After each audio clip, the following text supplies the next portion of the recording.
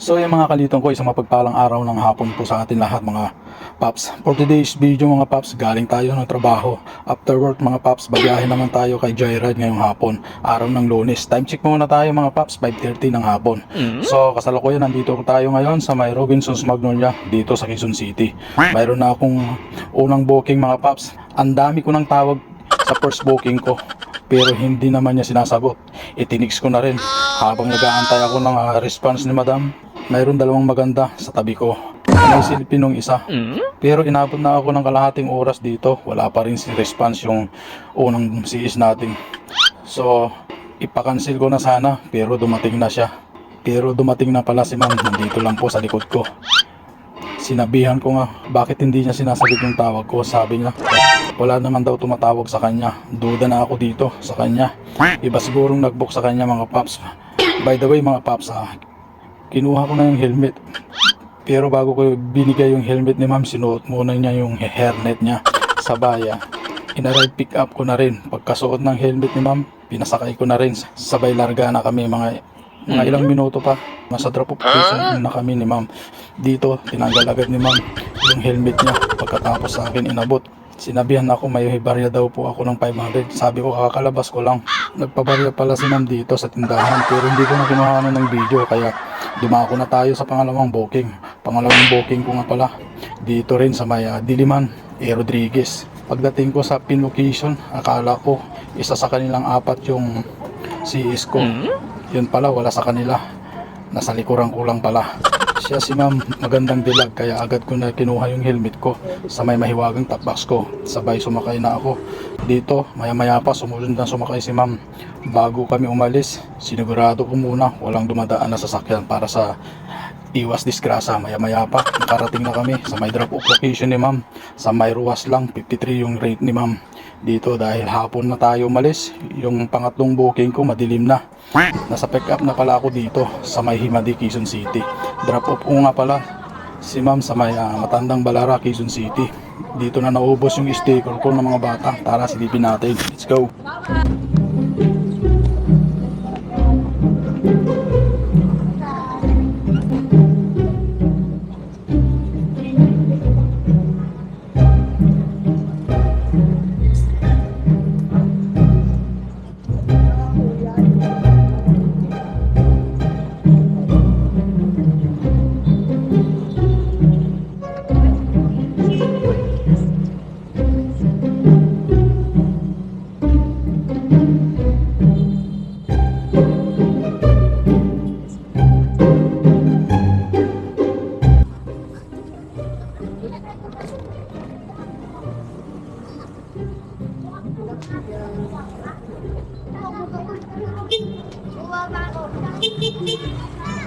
Ano yung pato na Dragon Ball? Ay, bumalag kaya? Ha? Bumalag kaya? Ayan, mag-shoutout ka na dyan. Hello! Ano face? Sige po. Shoutout sa mama ko. Hello! Ano pa ang vlog mo ya? Ha? Ano pa ang vlog mo ya? Follow ko tayo. Ayun na yata yung sticker eh. Ay, pengen ya. Okay. Thank you ya. Pengen ya. Ano na ya? Madami pa. Uy, kami mo. Ako rin niya. Ako mamaya. Salamat ya. Ako ya.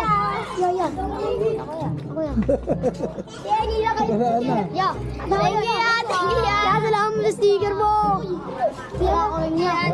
Wala na. Thank you ako din. Ditong TV pa ka naman ya? Ganda na ito. Follow kita ya, follow. Follow ko po si Kuya mga kadol. Hello guys! Hello, shout out kay Aiden! Namatay. Ipalo dyan. Hindi, ano yan, bukas yan. Ubus na yan. Bye-bye! Mapapanood nyo yan bukas. Bukas ya?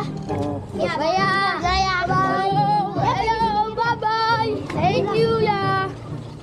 Salamat ya! Bye!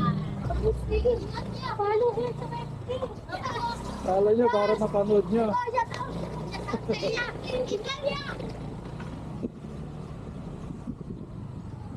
Ulit yung mga bata eh. Ulit yung sticker.